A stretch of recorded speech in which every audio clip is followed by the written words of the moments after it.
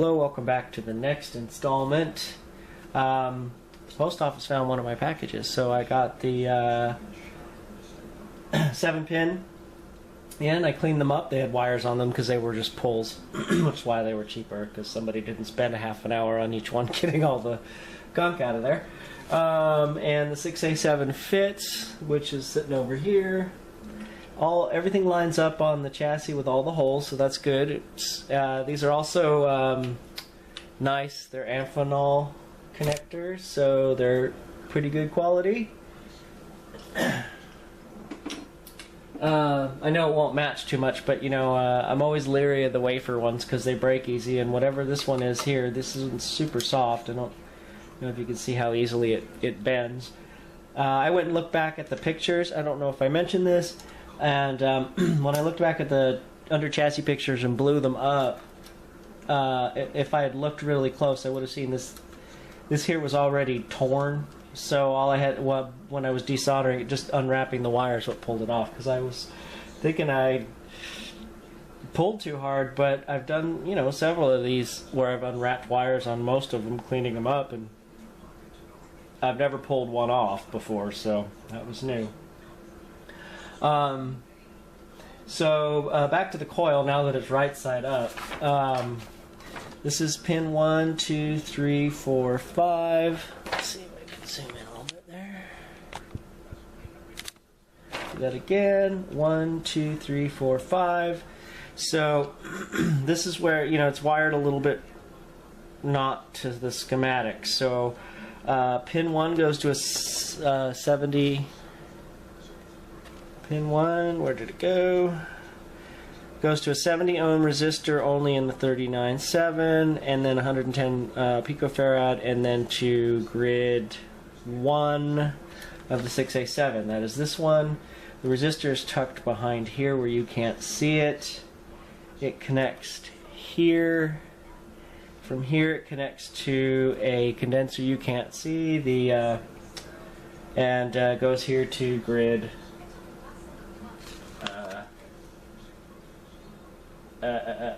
Grid 1, sorry. I was reading, I mapped out my wiring here, and I was reading grid 1 is grid 5, because it's pin 5. Okay, so, getting back to the schematic here. Pin 2 goes to ground. Well, it does, I can tell you that. Here it is, and it's going to the ground lug here. Okay. Got to be a nice happy medium where I get close enough. Right. So, and that's fine. So here we have pin 3 goes to, and I can't read this here. This would be easier if I showed it to you right side up too. Okay, so pin 3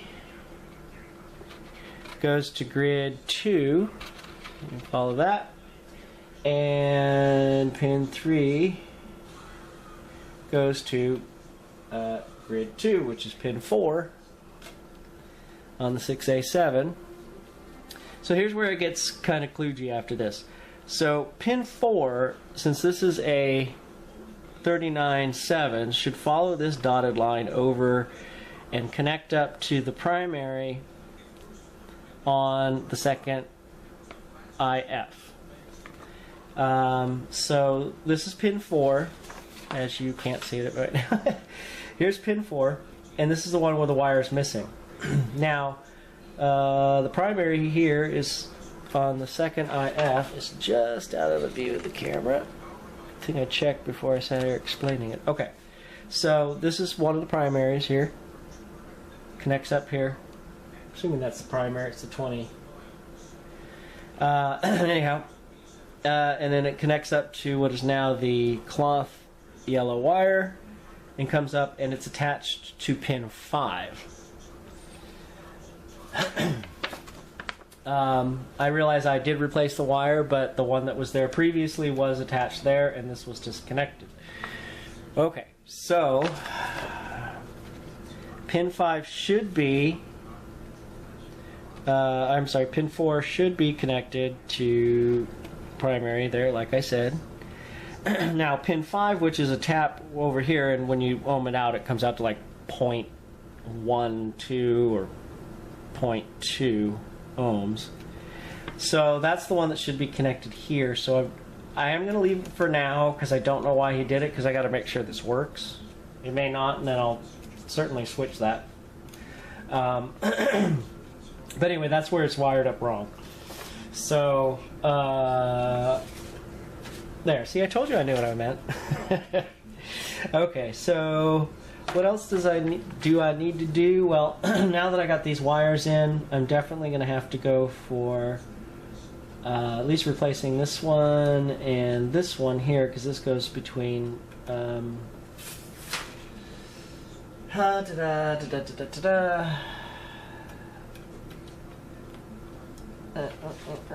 that's pin 1, 2, 3. So it's pin 3.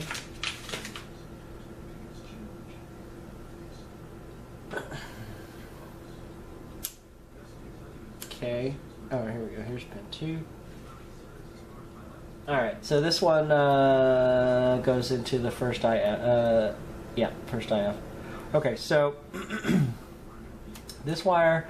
Now I'm gonna need to redo the can because, well, the wire is still a little bit flexible, but it's flaking off here and there. But I want to try powering it up first because I hate redoing the cans, and if something's wrong with it, or it starts on fire or whatnot, I don't want to do the can. Alright, so let's see, what else did I do? And I did the volume control. I didn't finish explaining the speaker, one last time. So one thing I did was I put in a, well, it should be 26.5 ohm, but they didn't have any. They had, so I got a 28 was the closest they had that wasn't in, well, they did have 26 and 26.5 and 27, but they were all like 25, 50, 100 watts. They had a 150 watt one there. It was bigger than this radio. So anyway, so when I calculated it out, I think it was, it did say 26.5 volts, or 26.5 ohms would drop this 7 volts. I've got 122 coming out, and I just wanted to drop it to 115. I don't know why, I just did. So, and it was, I think, 1.9 watts. I would normally try to triple the wattage, but I was lucky to find anything close to 26 that was small enough to fit in the radio. So that was it. 5 watts was all they had. So I'm sure it's plenty. I screwed it onto the chassis, and I also used heatsink grease because I've got a big tube of it. Figured I might as well. I wired in the power cord. Not sure if I showed you that. I don't think so. I put an underwriter's knot on there for the person who, I apologize for forgetting, asked me why I don't do UL knots. Now I have. While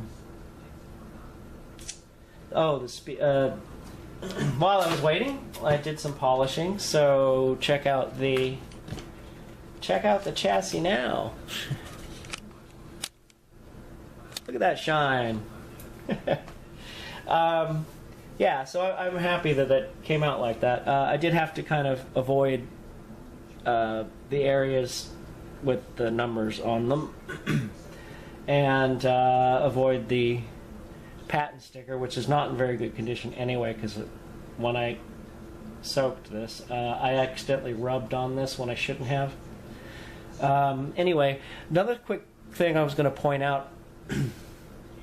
I found this interesting. I noticed this the last time when I was editing the video. This number is so clear on the camera. I mean, it's very visible. I can see it right here. Model 39-7. Code, well, it should say code 121, but that's in there. And then this, of course, here says 11. I almost cannot tell that there's anything here with my naked eye, and this is rather faded. So the camera picks up the faded printing better than Well, at least my eyes. So, very strange, I thought. Alright, so as you can see, like I said, I did a nice job polishing that up. I don't know why I never thought... I was bored the other night when I was wiring and rewiring, and I thought, well, gee, why don't I just try some Brasso? And it worked. I didn't want to go any further than this because I thought that was shiny enough, but it's nice and smooth and it's shiny, and I ended up having to wear gloves because I was just using paper towels actually, and they were coming out very silvery and black and all sorts of colors, and I just wasn't sure if I wanted to get that stuff on my skin. So anyhow, and the last thing I'm going to show you here, I thought this was going to be part one, but I might as well just go ahead and upload this. So the speaker, I can't seem to get... There we go. So the speaker, what I did... Come on there. I'm going to hate myself for this because I'll never get it back in. Alright. Let me just fold that back. Alright. So with the speaker, well, I'm going to unveil it here. So it was pulling up from this side a bit. And coincidentally, you know, I label a bunch of my stuff around here with the label makers, and I discovered that the back of the label works as a wonderful shim. So I wiggled that up in there, and then I did the trick that someone else had taught me about wetting the cone. And when it dries again with the shim in place, it could correct itself. I'm not sure what a good idea that normally is, but the speaker here was, I mean, the paper is in perfect condition. It's not brittle, it's not stiff, it's well, I mean, the cone is stiff, but it moves easily. But most importantly, it's no longer rubbing, so we're in good shape here. So because I've just been keeping this in here for luck, I'm going to put it back. I don't want this thing to find its shape, that bad shape again. So anyway, that'll be my shim for now. So no more worries about the speaker. Well, unless it sounds like crap, but it ohms out fine, so hopefully it'll work. Okay, so that's my update on this. I still have to deal with this coil over on the side, and I'm thinking I might take a bit of a toilet paper roll and glue it on up in there and see what I can do with that, because this cardboard is just absolutely brittle. Interestingly, the rest of the cardboard everywhere in this radio and the rubber is all soft, but this one coil has to get all dried up. Well, aside from the rubber wiring, but we expect that. I mean, even the cardboard sleeve up here in the push button assembly is fine. Except for the fact that I bent it up when I was pulling this out, you wouldn't have it looked brand new, so I don't know. Alright, well, thanks for watching, and I'll see you in the next segment. I will have the socket in, and hopefully we'll fire it up. Thanks again for watching. See you in the next segment.